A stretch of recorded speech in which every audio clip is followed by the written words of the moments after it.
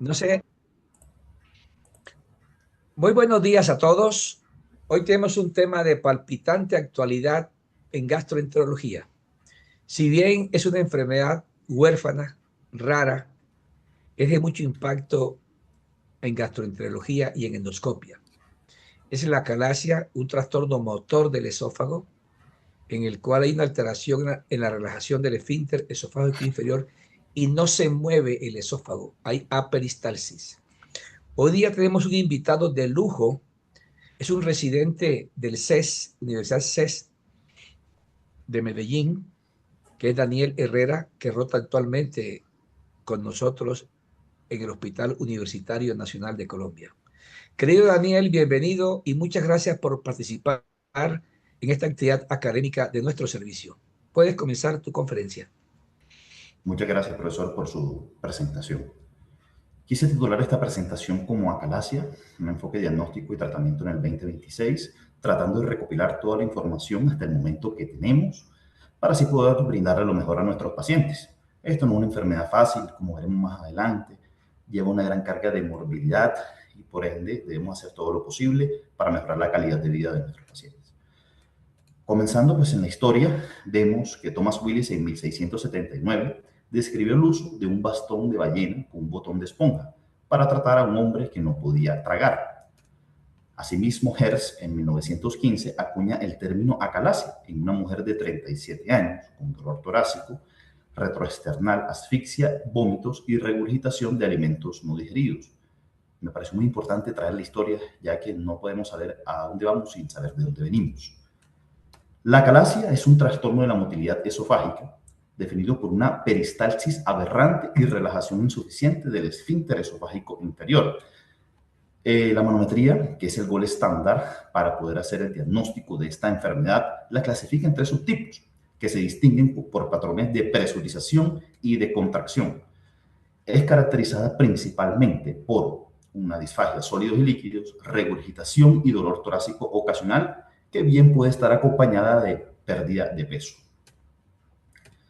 Dentro de los datos epidemiológicos que tenemos actualmente, vemos que la incidencia global va del 0.03 a 1.63 personas por cada 100.000 años. La prevalencia se encuentra entre el 1.8 y 12.6 por cada 100.000 personas año, y en los Estados Unidos afecta aproximadamente entre 20.000 y 40.000 personas, no hace distinción de sexo, no hay una predilección racial, y los picos de incidencia están entre los 30 y los 60 años. En nuestro país, en este estudio que le hicieron en el Hospital Universitario San Ignacio, fue un descriptivo observacional donde incluyeron 87 pacientes, diagnosticaron la acalasia por manometría de alta resolución en pacientes que tomaron una corte entre 2016 y 2020 y trataron pues de describir mucho mejor las características clínicas, los hallazgos manométricos y el tratamiento utilizado y la respuesta según el tipo de acalasia. ¿Y qué encontraron? Que la mediana de edad estaba concordante con los datos de la epidemiología mundial, así como los diferentes tipos. La edad media fue de 51 años y la mitad de estos pacientes eran mujeres. El subtipo más frecuente fue el tipo 2, prácticamente en 80%, y el mucho más raro fue el tipo 3. La disfagia fue el síntoma cardinal que llevó a consultar a estos pacientes, que fue en el 40.2, dolor torácico, y 27.6 tenían reflujo gastroesofágico. Dentro de las opciones terapéuticas, vemos que la miotomía de Heller fue de las más utilizadas, prácticamente en el 70% de los pacientes, la dilatación esofágica en el 28.6 y el POEM. Cabe destacar que en este momento el POEM ahora no era una estrategia terapéutica tan usada, o el advenimiento no estaba tan marcado como ahora. Y la mediana del ECAR, que veremos más adelante, que es un score que nos permite ver cómo ha sido la calidad del paciente y la mejoría clínica, un pretratamiento de 5 puntos versus posttratamiento de 1, es decir, hubo una mejoría de estos pacientes. Dentro de los factores de riesgo que tenemos, vemos que la esclerosis sistémica nos aporta una razón de probabilidades ajustada de 8.3, con sus respectivos intervalos de confianza. Asimismo, la enfermedad de Addison nos aporta una razón de probabilidades del 3.8. El virus de la varicela zoster es 3.8 también, el BPH de 1.77. Los estratos socioeconómicos al parecer tienen algún tipo de relación con esta enfermedad, con un OR de 1.8. ocupación de clase alta, por el contrario, al parecer se comporta como un factor protector, como el 0.59, otorgándole un odds ratio, y el tener mascotas aporta de 2. La patogenia de esta enfermedad no podemos pasarla de largo, dado que aquí estamos viendo la inervación motora del esófago. El músculo estriado del esófago proximal está inervado directamente por las fibras colinérgicas eferentes somáticas del nervio vago, que se originan en el núcleo ambiguo. Por otro lado, el músculo liso del esófago distal está inervado por las fibras preganglionares del nervio vago, provenientes del núcleo motor dorsal. Estas liberan pues acetilcolina, afectando pues las neuronas postganglionares en el plexo mientérico, que son las colinérgicas excitatorias y las nitrinérgicas inhibidoras. ¿Qué pasa entonces en los pacientes que tienen acalasia? Estos pacientes, un paciente normal, tanto el músculo liso del esfínter esofágico inferior como las neuronas pues del plexo mientérico poseen receptores de colecistoquinina. En el esófago normal, la administración de esta colecistoquinina produce la relajación del esfínter esofágico inferior, ya que estas neuronas inhibidoras anulan la excitación directa del músculo liso, a diferencia de la acalasia, donde la excitación del músculo liso no encuentra una oposición. Estos pacientes permanecen constantemente con el esfínter esofágico inferior en contracción debido a este mecanismo fisiopatológico. Diferentes estadios. Aquí vemos un esófago normal donde empieza una inflamación inmunomediada, hay una destrucción gradual de los plexos mientéricos y de las células ganglionares y por ende una pérdida de la inervación inhibitoria mediada por la vía del óxido nítrico. Aquí histológicamente vemos un plexo mientérico normal, pero a medida que vamos recorriendo los diferentes estadios de la acalasia, por ejemplo, en la acalasia temprana, vemos como una disminución de las neuronas del plexo mientérico y una inflamación de las células ganglionares. Cuando estamos en los estadios más tempranos, ya cuando hay una acalasia establecida tipo 1 y tipo 2, hay un vaciamiento esofágico anormal que conlleva a los síntomas manifestados como la disfagia, la regurgitación, la pérdida de peso y el dolor torácico, conllevando a una dilatación incluso sigmoide, que ya vendría siendo de los estadios finales, y a pesar de eso, el esfínter esofágico inferior puede permanecer abierto por las terapias que ya se han utilizado anteriormente. Histológicamente ya hay una pérdida extrema de las neuronas del plexo mientérico. No podemos olvidar nunca la clínica y tener en cuenta que los síntomas principales de la disfagia, que en algunas series se encontraban entre el 90 y el 100%, y puede ser de sólidos y reprocesando a líquidos. La regurgitación, ocasionando obstrucción funcional al tracto de salida de la unión esófago-gástrica entre el 75 y el 88%, prácticamente el 90% de estos pacientes tienen estos dos síntomas. La pérdida de peso secundaria a la desnutrición, que puede acompañar hasta una tercera parte de estos pacientes, 3 de 4 pacientes. El dolor torácico, cuyo diagnóstico diferencial sería un similar a un origen cardíaco y por ende debemos descartarlo. Entre el 41 y el 74%, 3 de 4 pacientes van a manifestarlo. Y por último, la pirosis. Hasta la mitad de los pacientes pueden tener este síntoma. De ahí que tenemos que hacer una definición o un diagnóstico diferencial muy claro con la enfermedad por reflujo gastroesofágico. Pero pasando a las pruebas que debemos tener o hacer a los pacientes, vemos la endoscopia. ¿Para qué? Para excluir otras causas de disfagia, como el reflujo gastroesofágico erosiva, la esofagitis eosinofílica, las lesiones estructurales, masas, entre otros, la pseudoacalasia. Vemos que más del 40% es normal y la candidiasis esofágica en los inmunocompetentes obliga a detectar dismotilidad esofágica. En estas imágenes observamos un esófago dilatado y tortuoso y una unión gastroesofágica estrecha, vemos esto muy apretado. En esta imagen vemos un esófago más dilatado con retención de saliva y en el C de esta imagen vemos un esófago dilatado con éstasis alimentaria. Este fue un score que lo diseñó el doctor Ellison y fue publicado en la revista Gastrointestinal Endoscopy en el 2024, el CARS Score, donde evalúa 4 parámetros fundamentales, que es el contenido, la anatomía, la resistencia y la éstasis, viendo, por ejemplo, que se le otorgaba un punto a medida que se encontraba, por ejemplo, en el contenido más restos alimentarios, en la anatomía cuando el esófago estaba demasiado dilatado, la resistencia que más se oponía el momento del examen y la éstasis ya cuando la candidiasis esofágica es el marcador más de éstasis. Entonces, Este score nos permitió en ese momento a los doctores Ellison incluso poder predecir la acalasia. Entonces se vio que a partir de una revisión de videos y de los análisis de los componentes de la puntuación, el índice de fiabilidad interobservador osciló entre el 0.23 y el 0.57. Entonces, en la parte 2 del estudio, pues los pacientes con acalasia tuvieron un CARS más alto, en comparación con aquellos que no tenían un trastorno de la motilidad o con una motilidad esofágica inefectiva. ¿Y por qué esto es importante? Ya veremos más adelante. Dentro de las otras pruebas que tenemos el esofagograma varitado, aquí viendo las columnas para los trastornos, por ejemplo, hipercontráctiles espásticos, el esofagograma bien cronometrado muestra una retención anormal del bario entre el minuto 1, 2 y 5 después de la ingestión del mismo. Hay otros signos clásicos como el signo del pico del pájaro y esa gran dilatación del esófago. Por ende, nos otorga también dentro del rendimiento diagnóstico una sensibilidad casi del 80% y una especificidad del 86%. De ahí que la clasificación de Chicago, que es la clasificación actual que nos permite detectar los trastornos de la motilidad esofágica, nos permita incluso que cuando tenemos alguna duda con la manometría de alta resolución, utilicemos este estudio o en su defecto el EndoFlip. La manometría de alta resolución es el gold estándar para el diagnóstico de esta enfermedad. Tiene que tener un protocolo, un procedimiento. El paciente debe estar adaptado 60 segundos, deben al menos tomarse 10 tragos de 5 cc, unas diluciones, cambiar a la posición sentado, lo mismo, tener un periodo de adaptación y tomar 5 tragos. Dependiendo si uno no sospecha de que haya un trastorno mayor de la motilidad, pues dependiendo ahí debemos utilizar las pruebas provocatorias, como por ejemplo la prueba con los sólidos o provocaciones farmacológicas, entre otros.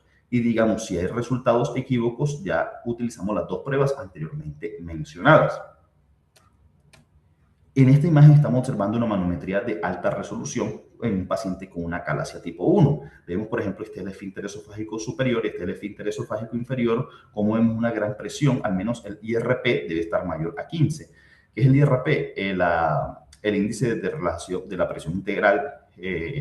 Entonces, este nos mide prácticamente esa presión que maneja ese esfínter esofágico inferior. Y en la acalasia tipo 1 se caracteriza porque no hay contracción del esófago. En la acalasia tipo 2, a diferencia, hay un IRP elevado, pero sí, aquí hay una panpresurización esofágica. En la acalasia tipo 3, hay un IRP elevado. Cabe destacar también que las diluciones son inefectivas en el 100%, pero a diferencia de la latencia distal, digamos, estas contracciones son prematuras.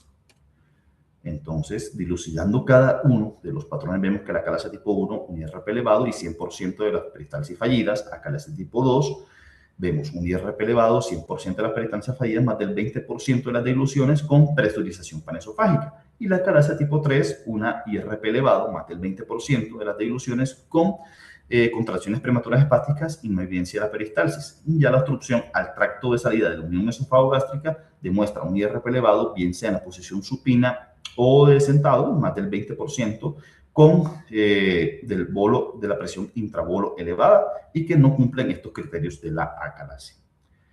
El EndoFlip es un sistema que las siglas de sonda de imagen luminal funcional endoluminal y se utiliza un balón distensible, pues que se encierra en un catéter, pues con múltiples electrodos de impedancia y el balón se distiende en la unión esofagogástrica con un fluido de conductividad y volumen conocidos. ¿Esto para qué nos sirve? Para evaluar las propiedades mecánicas del esófago y la unión esofagogástrica mediante mediciones de planimetría de impedancia, incluyendo el área transversal del lumen y los cambios de presión durante la distensión controlada por volumen. Esto identifica más que todo la distensibilidad anormal de la unión esofagogástrica con síntomas típicos de acalasia, pero sin características clásicas de la acalasia en la manometría esofágica de alta resolución, que puede incluso hasta ver un 50% de los pacientes que uno encuentre que pueden tener una manometría normal. Entonces el FLIP, aquí como estamos viendo en este examen, utiliza la planimetría de impedancia pues, para medir las áreas transversales dentro de la luz esofágica y la relación entre el área transversal y la presión de distensión a nivel del esfínter esofágico inferior determina el índice de distensibilidad, que típicamente es menos de 2 milímetros cuadrados por milímetro de mercurio en los procesos obstructivos, como estamos observando acá. ¿Y esto por qué es importante? Ya que en este estudio de 2026, publicado en la revista Neurogastroenterology and Motility, se hizo una correlación entre el FLIP y el CARS score, donde se combinaron estos dos parámetros basados en evaluaciones del tiempo real. Aquí se incluyeron un total de 120 pacientes con una mediana de edad de 55 años y la mayoría de ellos fueron mujeres, el 65.8%, en pacientes que ya tenían diagnóstico de acalasia por manometría de alta resolución. ¿Y qué encontraron? Que en aquellos donde se mezclaba o donde se combinaba el CARS score, es decir, ahí mismo en los factores endoscópicos, como vimos anteriormente, mayor a 4 puntos, cabe destacar que mayor a 4 puntos nos ayuda a predecir mucho el diagnóstico de acalasia sin haber hecho la manometría de alta resolución. Y un patrón en el FLIP de una apertura reducida de la unión esofagogástrica, vemos que otorga una especificidad del 100% y un valor predictivo positivo del 100% para la detección pues, de los trastornos de la obstrucción, como sería la acalasia. Algo maravilloso, algo novedoso. Sin embargo, el problema es que no en todos los centros tenemos la disponibilidad del EndoFLIP, pero pienso que ese sería el futuro. Dentro de los parámetros que tenemos para la evaluación de los pacientes, el ECAR, que nos mide la severidad con respecto a los síntomas, el dolor retroesternal y la regurgitación, observamos que un puntaje mayor a 3 nos ofrece un resultado subóptimo posterior a un tratamiento.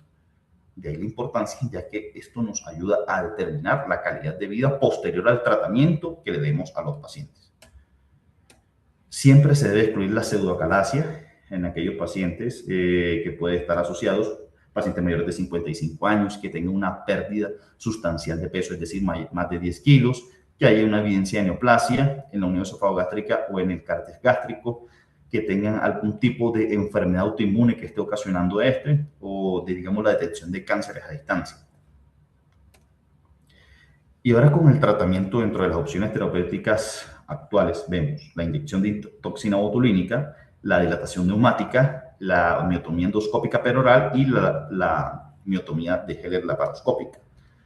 La toxina botulínica consiste en la inyección de 100 unidades de toxina botulínica por encima de la unión esofagástrica en los 4 puntos. Puede inducir un alivio de los síntomas en el 78.7% de los pacientes en el primer mes, 70% a los 3 meses, la mitad prácticamente ya a los 6 y en el 40% al año o más.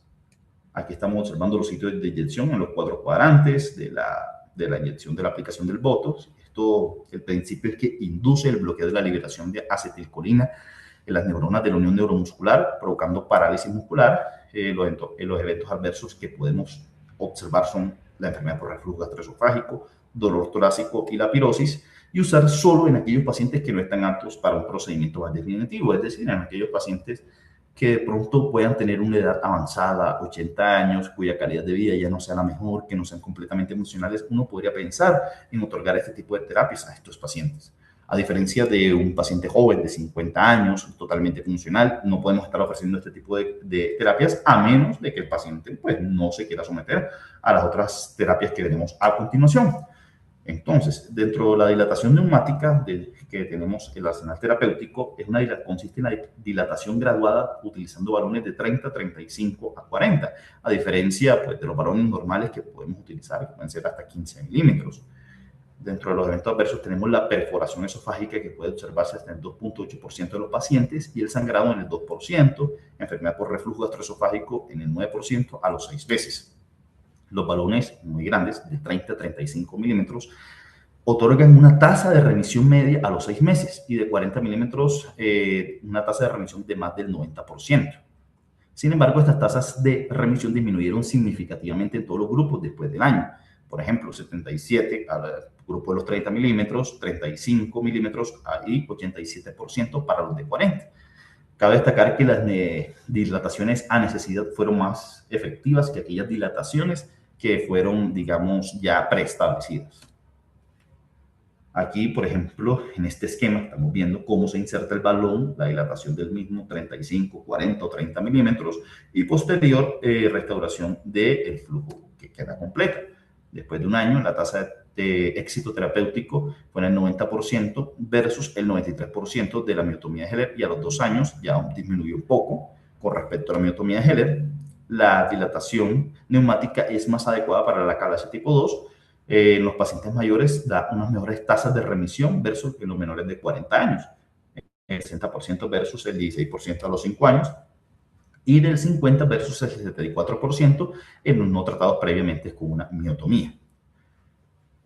Otra modalidad terapéutica que ya es quirúrgica es la miotomía de Heller, que consiste en una miotomía quirúrgica, como vemos en esta imagen, de las fibras musculares del esfínter esofágico inferior sin interrupción de la mucosa. Esto se hace por medio de la laparoscopia. Es muy eficaz con tasas de éxito del 90%, mayor incluso, en especialmente jóvenes menos de 40 años con calasia tipo 1 y 2, y tiende a mostrar una tasa de respuesta menor en la calasia tipo 3 versus tipo 1 y tipo 2, el 81 versus el 90%, una P estadísticamente significativa.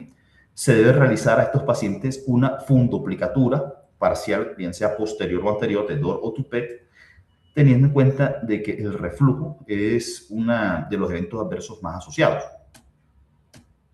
El POEM, la miotomía endoscópica peroral, consiste en la creación de un túnel submucoso, creándose un tercer espacio para así romper esas fibras que se encuentran en el esfínter esofágico inferior sin la necesidad de un medio quirúrgico. Este es el procedimiento de elección para la calasia tipo 3 por la ventaja, por la capacidad para extender la miotomía y por lo tanto disminuir el espasmo esofágico. Cuando se comparó pues el POEM versus la miotomía Heller, se vio que para la calasia tipo 3 tuvo una resolución al menos del 98% versus el 81%, con una P estadísticamente significativa, y las tasas de los eventos adversos incluyeron pues del 6.4, 1.7 para leves, moderados y graves. Lo que sí, digamos, se vio que afectó mucho fue en la parte del reflujo gastroesofágico, que fue incluso casi el 60%. Y los eventos adversos mayores incluyeron pues, un procedimiento abortado, una conversión quirúrgica, un ingreso a la UCI, hospitalización prolongada, más de 5 días, necesidad de intervención invasiva. Y las diferentes técnicas que les traigo, esta revisión sistemática y un metaanálisis donde las compararon las diferentes modalidades que hemos visto. Este fue un estudio que incluyeron 1987 participantes y que se vio, por ejemplo, que en comparación con la dilatación neumática, el POEM con abordaje anterior, el POEM con abordaje posterior, la miotomía Heller con TUPET y la miotomía Heller fueron significativamente superiores a los otros regímenes eficaces a corto plazo, con POEM con un abordaje anterior y la miotomía de Heller con DOR mostrando una mejoría mayor en la eficacia a medio plazo. En cuanto pues, a la seguridad, solo la miotomía de Heller sin fundoplicatura pues, se asoció significativamente a mayor reflujo ácido, mientras que la miotomía de Heller con el TUPET pues, no hubo mostrar un aumento no significativo de los eventos moderados a graves. Este estudio nos permitió concluir que para la calasia idiopática se sugiere recomendar inicialmente la miotomía endoscópica peroral con abordaje anterior o posterior, o en su efecto la miotomía Heller con fundoplicatura de DOR o TUPET. Por el contrario, ni la miotomía de Heller sin fundoplicatura ni la inyección de toxina botulínica se recomiendan como un tratamiento definitivo. Pero al hacer la comparación entre la miotomía de Heller versus el POEM, aquí les traigo este estudio donde se comparó la miotomía de Heller con fundoplicatura versus la miotomía endoscópica peroral, una revisión sistemática y un metaanálisis donde se incluyeron 5.139 pacientes. Ellos encontraron que con respecto a los eventos adversos, tales como las complicaciones intraoperatorias y el total de las complicaciones por todas, no hubo una mucha diferencia entre el POEM y la miotomía de Heller. Pero por el contrario, las tasas de reintervención, tal vez los síntomas de reflujo gastroesofágico, el uso de inhibidores de bomba de protones, por otra parte, también el éxito clínico, el dolor postoperatorio y la estancia hospitalaria tendían a favorecer al POEM.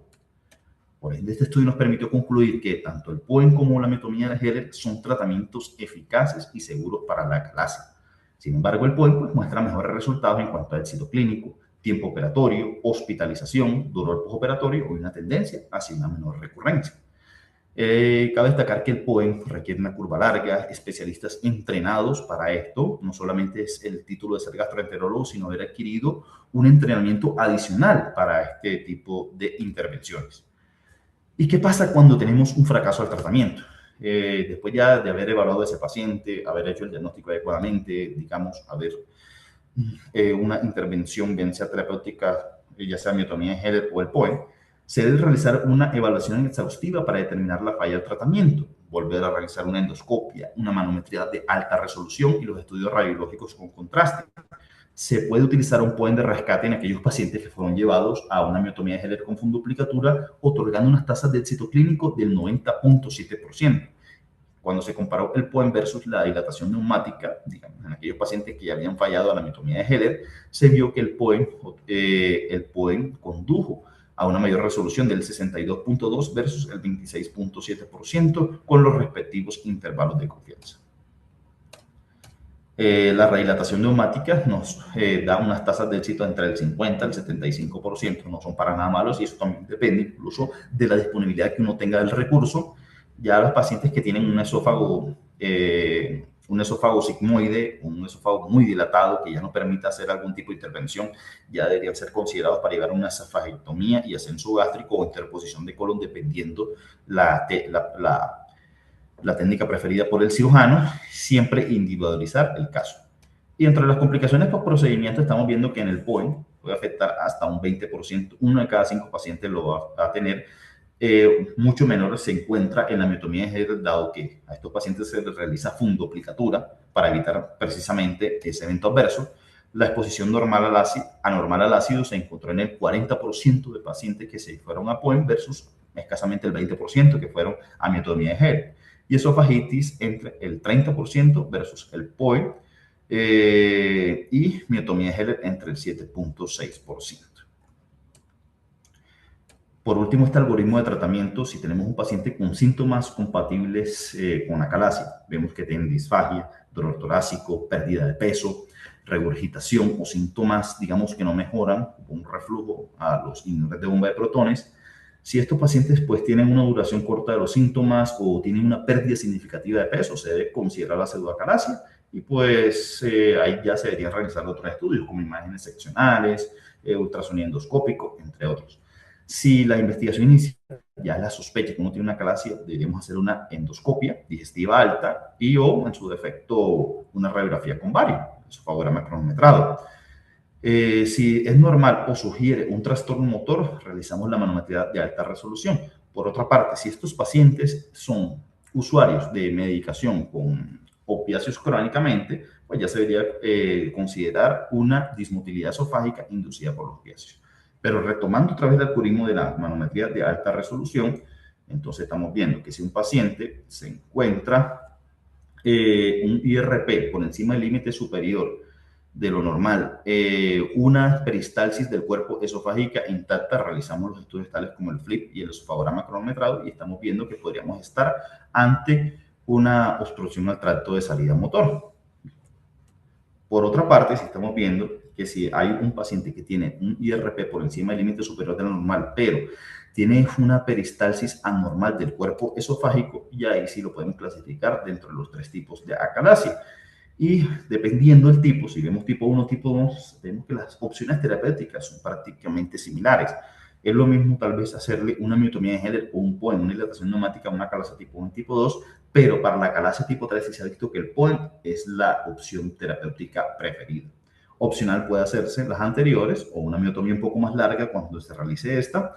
Y ya aquellos pacientes que, pues, digamos, no son candidatos a una terapia, la inyección de toxina botulínica y el sildenafil se adiciona en aquellos pacientes que tienen acalasia tipo 3. En los estadios finales solamente quedará alimentación enteral y en su efecto la esofagectomía. Mis conclusiones pues son que la acalasia representa una gran carga de morbilidad y mortalidad incluso si no se tratan adecuadamente. La manometría de alta resolución permanece como el estándar de oro diagnóstico, de ahí de hacer una adecuada distinción de los patrones manométricos de los trastornos de la motilidad esofágica basada en la clasificación de Chicago. Y el POEM, la miotomía endoscópica peroral, se ha consolidado como una opción terapéutica eficaz, no con tantos efectos adversos y muy segura para los pacientes, de predilección para la acalasia tipo 3. Los dejo con esta frase de Søren Kierkegaard, que existen 2 maneras de ser engañados. Una es creer lo que no es verdad y la otra es negarse a aceptar lo que sí es verdad. Muchas gracias. Muy bien, Daniel, muchas gracias. Me pareció una revisión excelente, completa. Creo que vamos a publicarla. Muchas gracias. Si hay preguntas del público,